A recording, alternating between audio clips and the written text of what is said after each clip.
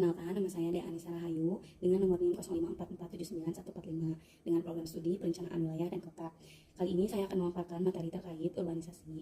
Nah, pertama-tama yang harus kita ketahui, apa sih urbanisasi itu?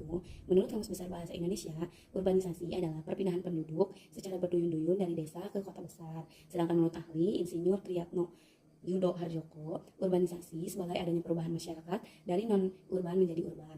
Urbanisasi terjadi karena beberapa faktor, diantaranya yang pertama adalah karena perubahan fungsi lahan. Fungsi lahan biasanya berubah dari pertanian menjadi permukiman penduduk atau menjadi kawasan industri. Yang kedua, tingkat upah kerja relatif lebih kecil. Upah kerja di pedesaan relatif lebih kecil dibandingkan dengan upah di kota. Dengan upah kecil, membuat masyarakat melakukan urbanisasi atau perpindahan dari pedesaan ke kota-kota besar dengan tujuan untuk mencari upah yang lebih besar. Yang ketiga, fasilitas sosial yang kurang memadai. Di pedesaan biasanya masih kurang fasilitas sosial seperti fasilitas pendidikan, kesehatan, dan olahraga, sehingga banyak masyarakat yang memilih pindah ke perkotaan. Urbanisasi atau perpindahan penduduk dari pedesaan ke perkotaan tentu menimbulkan dampak bagi pertumbuhan perkotaan. Nah, baik dampak positif maupun negatif. Yang pertama ada dampak positif dari urbanisasi. Menurutnya jumlah pengangguran di desa, karena banyak yang mencari kerja di kota dan memperbaiki pertumbuhan di desa. Peningkatan kesejahteraan penduduk desa. Dengan adanya urbanisasi dari desa ke kota, tentu mendapatkan berbagai banyak hal yang tidak ada di desa, seperti teknologi, informasi, dan lain-lainnya. Dan kembangnya pembangunan di desa. Terjadinya urbanisasi dari desa ke perkotaan dapat berkembang dengan adanya percepatan pembangunan desa karena mendapat berbagai informasi yang diperoleh dari kota. Lalu ada dampak negatif dari terjadinya urbanisasi.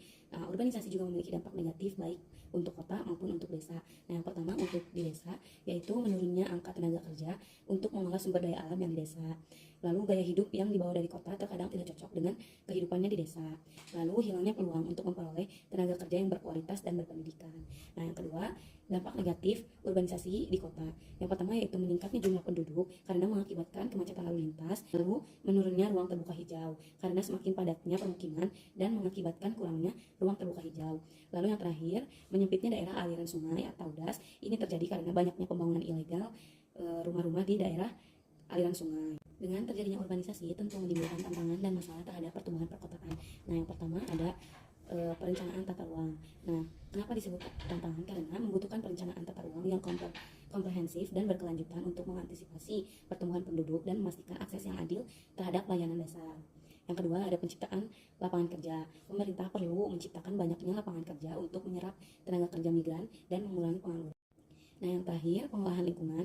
Dengan terjadinya urbanisasi, diperlukannya strategi untuk mengurangi polusi dan melindungi lingkungan yang sangat penting untuk menjaga kualitas hidup dan berkelanjutan. Mungkin cukup sekian pemaparan dari saya. Jadi, pembelajaran pada materi terkait urbanisasi ini, urbanisasi merupakan proses yang kompleks dan berdampak ganda dan mengatasi tantangan membutuhkan perencanaan kota yang komprehensif dan berkelanjutan, yang tentu harus mempertimbangkan banyak aspek seperti ekonomi, sosial, dan lingkungan.